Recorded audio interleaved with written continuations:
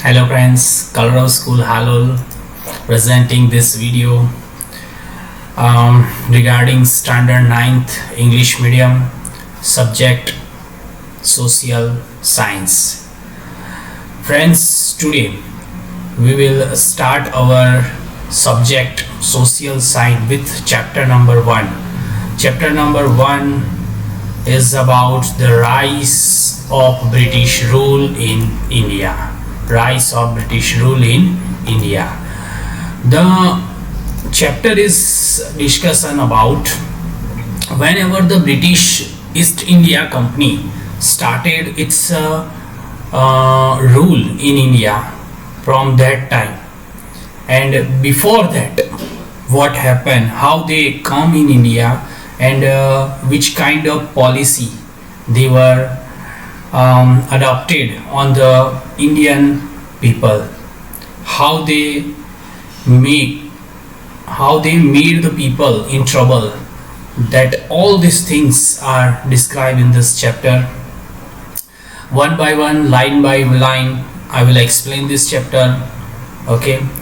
Since the ancient period, before we will start the lesson, you all of you have take your textbook in your hand, okay, so that whenever I will explain any line, you have doubt any hard word, whenever I will explain that hard word, you have to note it or you have to point it down that particular hard word. Okay, let's start with the first paragraph. Since the ancient period, India has enjoyed incomparable position in the whole world due to its economic, cultural and religious inheritance. पुराने जमाने से लेकर since the ancient time, since the ancient period, ancient का मतलब क्या होता है? प्राचीन. The meaning of the ancient is about very old, प्राचीन. India has enjoyed the incomparable. No other country is going to compare with the India at that time. बराबर है. उस जमाने में इंडिया को सोने की चिड़िया कहा जाता था. क्यों? क्योंकि इंडिया जो था वो समृद्धि के अंदर, in the comparison, if you are comparing other country with the India in the prosperity, तो उसका कोई मुकाबला नहीं था. इसीलिए यहाँ पे लिखा है कि enjoy the incomparable position in the whole world. दुनिया में इंडिया की कंपैरिजन कर सके, बराबर वो ऐसा कोई देश ही नहीं था. कौन कौन सी चीज़ों के अंदर, बराबर है? Economic, cultural and religious inheritance. Inheritance means what? The things which we are getting from our forefathers, that all these things are considered as inheritance. Due to the economic prosperity and cultural inheritance, people from the different nation of the world came to India. हमारी economic prosperity, बराबर समृद्धि की वजह से, और हमारा जो inheritage culture था उससे अट्रैक्ट होकर, उससे प्रभावित होकर लोग जो थे वो अलग अलग देश के, अलग अलग नेशन के, दुनिया भर से इंडिया के अंदर आते थे. There was a lot of demand for the Indian spices, muslin, silk, cloth, indigo etcetera. India की कौन कौन सी चीज़ों की डिमांड थी? In exam if the question will come for 1 mark, which type of demand are asking from the other country from the India, तो lot of demand from the spices, मसाले जो थे, मुस्लिन, सिल्क, क्लोथ, इंडिगो, ये सारी चीज़ों की जो demand थी वो इंटरनेशनल लेवल पे इंडिया की काफ़ी अच्छी थी. In the European countries, European country के देशों की जो डिमांड थी वो बहुत ही ज़्यादा थी. Trade between India and Europe was carried out through the land route. India और यूरोप के बीच का जो ट्रेड था, बिजनेस जो था, whatever the business were there at that time, बराबर जो था वो इंडिया और यूरोप के बीच का जो था वो रूट था, लैंड रूट था. और दूसरा कौन सा रूट था? सी रूट. रूट मतलब रास्ता, ठीक है, जमीन से और समुद्र से लेकर वो लोग रास्ता जो था वो बिजनेस का रास्ता था. At that end at the centre of this route was Istanbul, बराबर है, जो कॉन्स्टेंटिनोपॉल तुर्की के अंदर आया हुआ है, उस समय पे उसका मेन सेंटर था. किसका? इंडिया और यूरोप के बीच का जो बिजनेस था, जो ट्रेड था, उसका जो मेन सेंटर था वो क्या था? इस्तांबुल था, तुर्की के अंदर. After the conquest of the Constantinople in 1453, बराबर है, कॉन्क्वेस्ट मतलब के छीन लेना, कॉन्स्टेंटिनोपल को के ऊपर कब्जा कर लिया था 1453 के अंदर। किन्होंने कब्जा कर लिया था? तुर्किश मुस्लिम, तुर्किश के जो मुस्लिम लोग थे उन्होंने उसके ऊपर हुकूमत जमा के रखी थी। The sea route through the Constantinople was closed for the European, और उन्होंने क्या किया? यूरोपियन के लिए जो सी रूट था उसको क्या कर दिया? कंप्लीटली क्लोज कर दिया।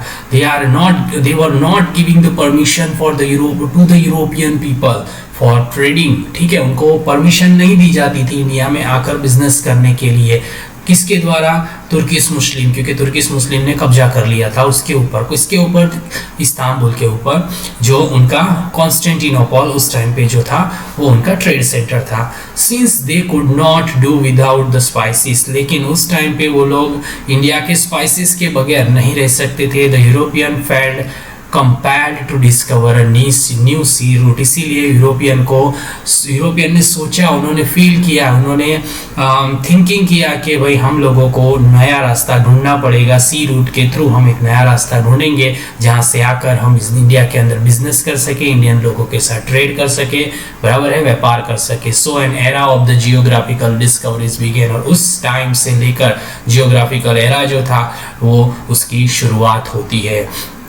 ये एक रीजन कह सकते हैं हम कि तुर्किश मुस्लिमों के अंडर कॉन्स्टेंटिनोपल था 1453 के अंदर, उन्होंने ये अपने हुकूमत में लेके रखा हुआ था। इस वजह से जो रास्ता था, the main door was closed और the main route was closed for the European countries to trading with the India, ठीक है। At that time they were thinking that हमें अब कुछ ना करके क्या करना है, इसके लिए नया रास्ता ढूंढना है, सी रूट ढूंढना है।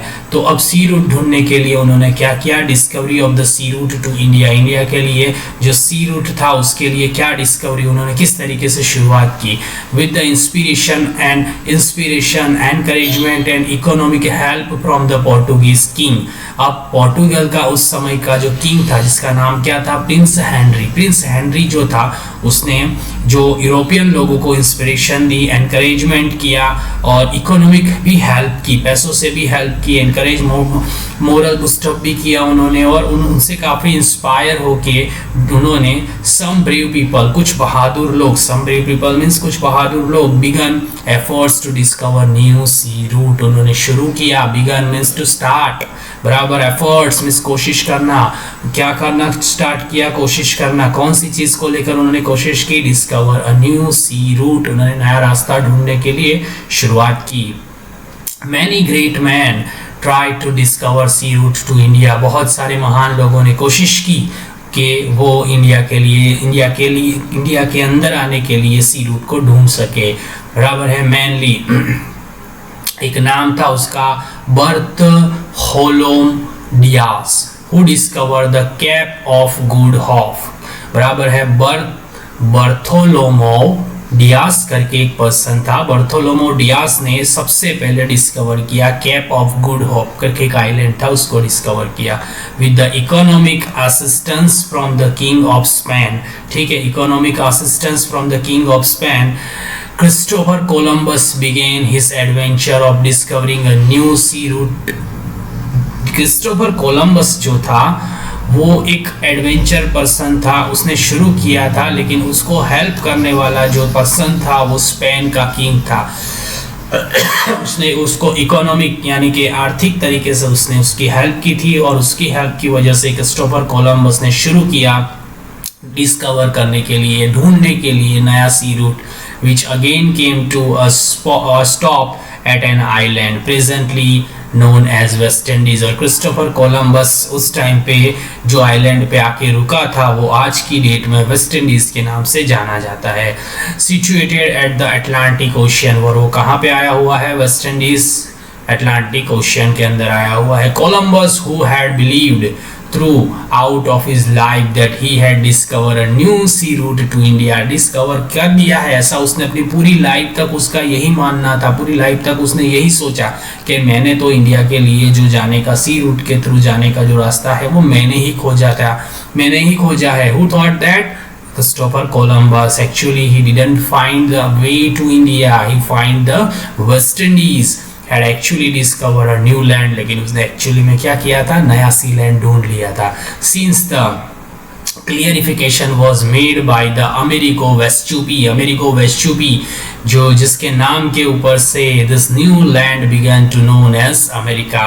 ठीक है, ये जो मैप दिया हुआ है वाटर वे के अंदर से, यहाँ पे आप देख सकते हो, यहाँ पे ये जो इंडियन ओशियन है, ठीक है, इंडियन ओशियन के थ्रू यहाँ से पूरा समुंदर जो निकलता है इंडिया के अंदर जाने का रास्ता है। ठीक है, नया सी रूट जो है वो यहाँ से उन्होंने पोर्टुगल, ठीक है, ये पोर्टुगल आप देख सकते हो इधर है, बराबर, ये तुर्की मुस्लिम के थ्रू, बराबर है, यहाँ पे लैंड और सी दोनों रूट पड़ता है, ये समुंदर के रास्ते से होकर ये सारा रास्ता निकलता है। बीच में ये जो लैंड रूट आता है, बराबर, तुर्की, जो ईरान, बगदाद, इराक, ठीक है, इसमें इराक जो आप देख सकते हो यहाँ से लेकर यहाँ तक का जो लैंड का रास्ता है वो तुर्की मुस्लिमों ने मना कर दिया था उन लोगों को आने के लिए, इसलिए उनको नया रास्ता ढूंढने की शुरुआत करनी पड़ी। इसीलिए वो यहाँ से लेकर पूरा अटलांटिक ओशन से लेकर कैप ऑफ गुड होप तक, यहाँ से लेकर कोची तक इंडिया का इन्होंने जो रास्ता ढूंढने के लिए उन्होंने शुरुआत की थी। The Portuguese sailor Vasco da Gama discovered the sea route to India. Portuguese का जो सेलर था, पोर्टुगीज का जो एक साहसी, मतलब कि जो हम कह सकते हैं कि जो समुंदर के अंदर जाकर जो नए नए रास्ते खोजने वाला इंसान था, पोर्टुगीज का रहने वाला था, जिसका नाम क्या था, Vasco da Gama, discovered the sea route to India in 1498, बराबर, ये डेट, ये ईयर, ये याद रखना। Who discover the sea route to India, in which year the Portuguese sailor Vasco da Gama actually discovered the sea route to India, in the year of 1498। When he reached the Calicut, जब वो Calicut पहुंचा, in the western coast of India, he was welcomed by the king Zamorin। King Zamorin ने उसको welcome किया and allow to carry out the business there, और उसने उसको permission दी है कि इसने किंग ज़ैमोरिन ने उसको परमिशन दिया तो उसको वहाँ पे बिजनेस करने के लिए। Thus this is considered as an important event in the world as open the door for the other European to come to India. और ये जो रास्ता था, ये इवेंट था, ये जो घटना थी हिस्ट्री के अंदर, इसकी वजह से इम्पोर्टेंट इवेंट उसको इसलिए कहा गया है कि पूरे वर्ल्ड के लिए ये दरवाजे खोल चुके थे। यूरोपियन कंट्री जितनी भी थी, those who were interested to do the trade with the India, वो सारे लोगों के लिए ये रास्ते खुल चुके थे कि वो इंडिया में आए और अपना बिजनेस कर सकते थे। Arrival of the Europeans to India, European लोग जो थे वो इंडिया में आए। Arrival of the British and establishment of the trade centre, कैसे ब्रिटिश लोग आए इंडिया के अंदर, यूरोपियन आए, यूरोपियन मतलब जितने भी बाहर की कंट्री के लोग थे वो सारे, और ब्रिटिश ईस्ट इंडिया कंपनी कैसे इंडिया में अपना ट्रेड सेंटर एस्टैब्लिश करती है उसके बारे में यहाँ पे बताया गया है। The Portuguese were the first to arrive in India. You must have to remember this thing that who were the first arrive in India? The Portuguese people from the European, Portuguese people were the first to arrive in India। वो क्या करने के लिए आए थे? Trade after the discovery of the sea route to India। Vasco da gamma ने जब खोजा, क्योंकि Vasco da gamma actually Portuguese का था, पोर्टुगीज का वास्को दी गामा था, इसलिए उन्होंने ये रास्ता जो खोजा था, those who are discovered the sea route to India, just because of that Portuguese people came first to India after the discovery of the sea route to India within a span of the 100 years। अब 100 साल का जो time period था उसके अंदर Portuguese to control of several territories. अब Portuguese लोगों ने अब ट्रेड बिजनेस तो स्टार्ट कर दिया, लेकिन धीरे धीरे उन्होंने अपनी हुकूमत जमाना स्टार्ट कर दिया। they were controlling over the several territories। कौन कौन से, which were they were Diu, Daman, Goa, Kochi, Malacca etcetera. ये सारे जो टेरिटरीज जो थे, बराबर है, वो उसके ऊपर पोर्टुगीज पीपल ने अपनी हुकूमत जमा ली थी। You must have to remember on which Indian territory Portuguese people control over the during the time period of the 100 years, Div, Daman, Goa and Kochi and Malacca। Inspired by the Portuguese success. अब Portuguese लोग तो business में success हो चुके हैं, उनसे inspired होकर दूसरे नंबर पे इंडिया में आने वाले लोग थे, वो कौन थे? डच पीपल थे। डच पीपल, जो डच हम क्या कहते हैं, जिसको अभी हॉलैंड जो कहते हैं, उसकी बात है। तो डच पीपल इंडिया के अंदर आते हैं, जिनको हम डैनिश, बराबर है, एंड द डैनिश, उसके बाद जो डेनमार्क के हैं वो इंडिया के अंदर आते हैं। देखो याद रखना, ये सीक्वेंस आपको याद रखना, you must have to remember the sequence of the people who came to India one by one. First number Portuguese people, okay. Number 2 Portuguese के बाद इंस्पायर होके Dutch people, they were from the Holland, and after Danish they were from the Denmark, okay. The English traders, they were come from the England. English traders established the East India Company to carry out the trade in the year of 1600। याद रखना ये year 1600 वो year था जिसके अंदर east India company ने अपनी नींव रखी थी इंडिया के अंदर बिजनेस करने के। उनका पर्पस था इंडिया के अंदर बिजनेस, क्योंकि in olden times India is consider as a golden sparrow. India को क्या कहा जाता था? सोने की चिड़िया कहा जाता था।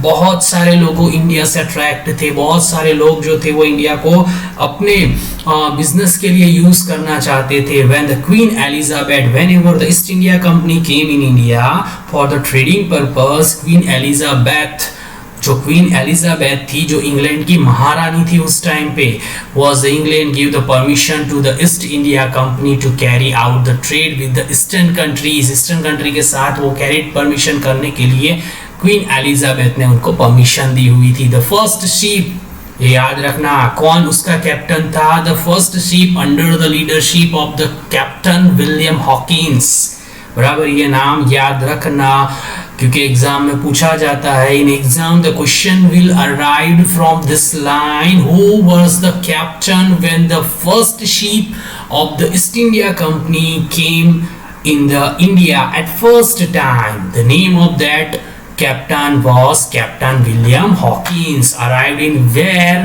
In Gujarat, Surat, in our Gujarat, Surat, वहाँ पे वो सबसे पहले आए थे। but due to the dominance and opposition of the Portuguese, लेकिन वहां पे सूरत के अंदर जो पोर्ट था वहां पे पोर्टुगीज पीपल का डोमिनेंस था, वर्चस्व था, उन्होंने उनका अपोज किया। They were not allowed to establish their trade there, वहां पे उन्होंने परमिशन ही नहीं दी कि you are not allowing to do the trade with India. But finally East India Company got the permission from the Mughal Empire. Mughal Empire जो था उन्होंने उनको परमिशन दे दी थी। क्या नाम था उस मुगल एम्पायर का? उस मुगल एम्पायर का the name of that Mughal empire was Jahangir. Jahangir ने ये परमिशन दी थी। European countries in India, India का मैप देख सकते हैं, अलग अलग, ये अरेबियन सी है, बे ऑफ बंगाल है, ये जो अलग अलग स्टेट, अलग अलग जो उनके ट्रेडिंग सेंटर है वो यहाँ सारी जगह पे एस्टैब्लिश्ड किए थे।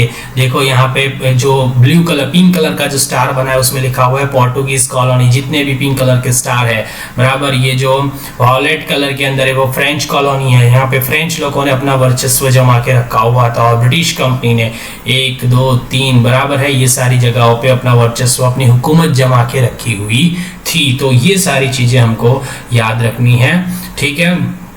यूरोपियन कॉलोनीज इंडिया के अंदर कहाँ कहाँ पे एस्टैब्लिश्ड हुई थी वो। जहांगीर एंड दस the British east India company established it's first trade centre. Jahangir ने परमिशन दे दी और उनके परमिशन देने के बाद ईस्ट इंडिया कंपनी ने अपना पहला ट्रेड सेंटर कहाँ पे? कोची, जो उसका ट्रेड सेंटर था सूरत के अंदर 1613 के अंदर उन्होंने एस्टैब्लिशमेंट कर दिया। इनिशियली द कंपनी एस्टैब्लिश्ड इस ट्रेड सेंटर।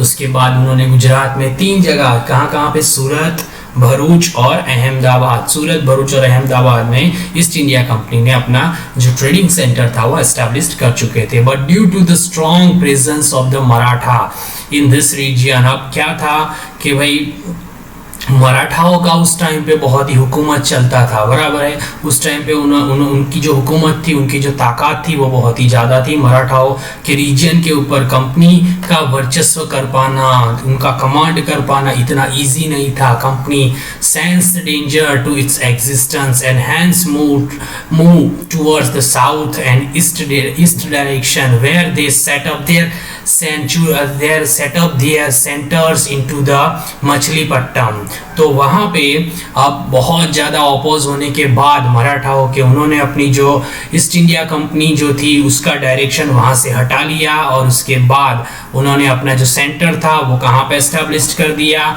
मछलीपट्टम जो कहाँ पे है आंध्र प्रदेश, सेंट जॉर्ज जो कहाँ पे है चेन्नई के अंदर, और फोर्ट विलियम जो कहाँ पे है कोलकाता के अंदर। तो वहां से हटाकर मराठाओं के ऑपोजिशन की वजह से उन्होंने अपना जो ट्रेड सेंटर था वो आंध्र प्रदेश, चेन्नई और कोलकाता के अंदर कर दिया और मुंबई को उन्होंने क्या बनाया, हेडक्वार्टर बनाया।